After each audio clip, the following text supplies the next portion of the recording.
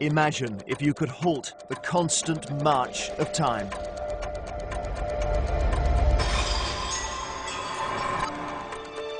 If you could slow it down and speed it up. Imagine if you could stop time, or even reverse it. The world about us would look quite different. Imagine no longer. Come with us as we go on a journey through time.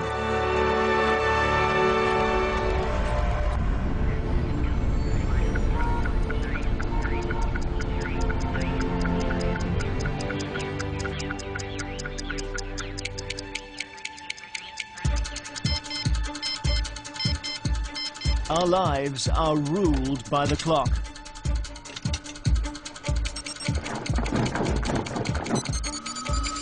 But our obsession with time should come as no surprise.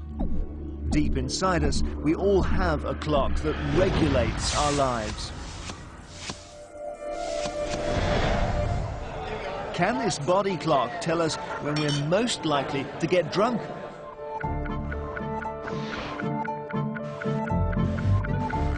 If we all wanted to live forever, could this worm hold the key to eternal life?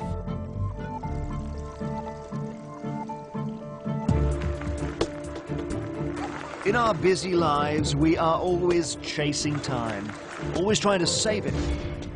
But in a crisis, how can we change time to help save ourselves?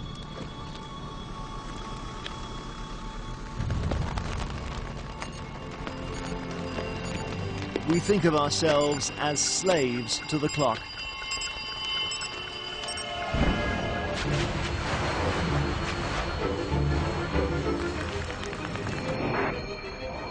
Racing through life at breakneck speed has become the norm.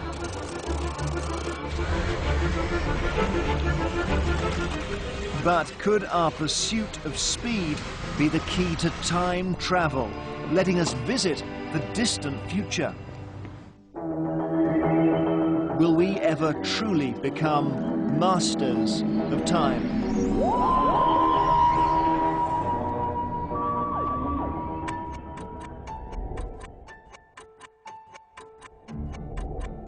Time is precious. We never seem to have enough.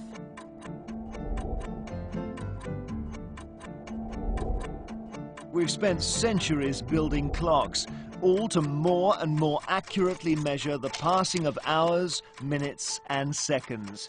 Yet it still doesn't buy us any more of the stuff. Time has come to mean the straitjacketing of our day, the constant schedule that rules our lives. Yet, if you think about it, our everyday experience of time is far from constant. We have long, lazy days when time seems to stand still. But time doesn't change, only our sense of it. This sensation might all be down to how we process what we see. We can see the effect at the movies. A film seems to pass by in a seamless flow. But what we are really seeing is a series of static photographs, one following quickly after another. When slowed down, it's clear that each one is slightly different from the one before. Flash 24 of them past each second, and they create a sense of fluid movement.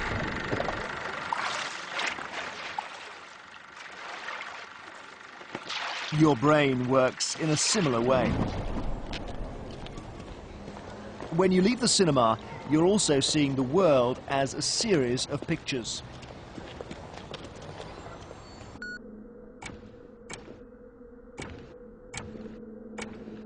Your brain does a rapid scan of each new image to register what's changed. It's how we avoid bumping into things. But like a film, we just see the joined-up effect. If we could reduce the number of images we see each second, just imagine how our sense of time would change too.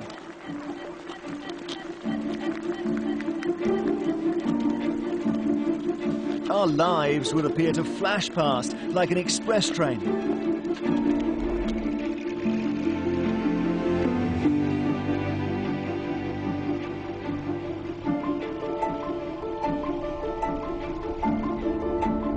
The seasons would whiz past in minutes rather than months.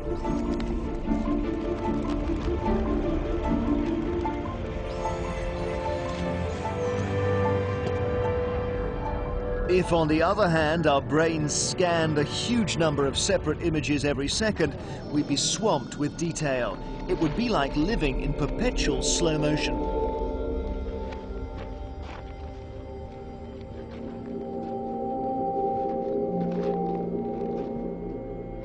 And let's face it, that's just too chilled out. But not for a fly. A fly needs exactly this heightened level of awareness because it hurtles through the world at such high speed. Flies see things we don't, the flickering of a strip light and the individual scans on a TV screen. Most importantly, it can see the need for a quick escape from the fly swat, for instance.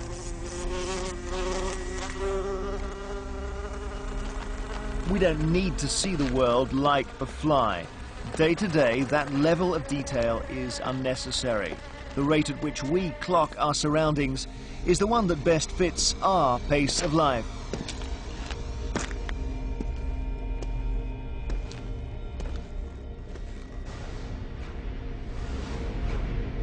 It can vary. When we're waiting, time seems to drag. When we're busy, time flies. But we can override all of this. We have a remarkable hidden power over time. It kicks in during a crisis.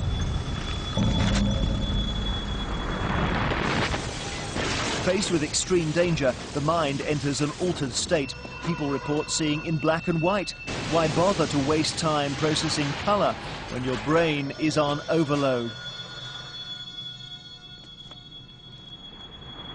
But most importantly, people say time slows down. The brain is now on high alert, processing far more each second than normal.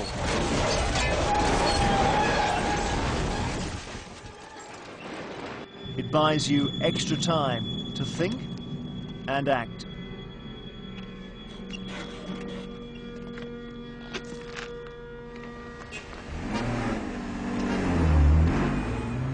So we can, when necessary and without a second thought, fundamentally control our experience of time. Why then do we feel we're such slaves to the clock?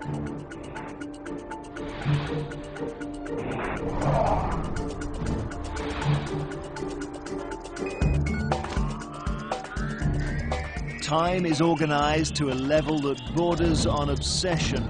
We can now measure it to the nearest billionth of a second. How did this obsession start?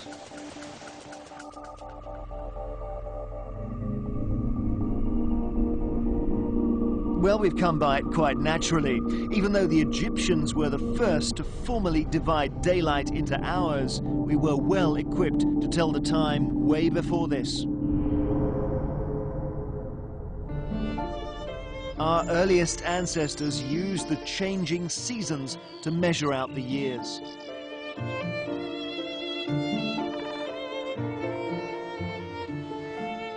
The phases of the moon marked out the months. But it was the daily arc of the sun that counted most.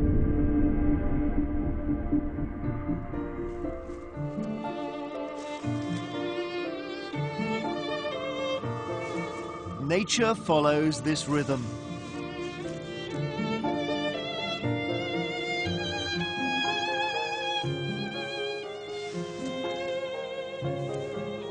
So no surprise that the sun's movement across the sky affects us too.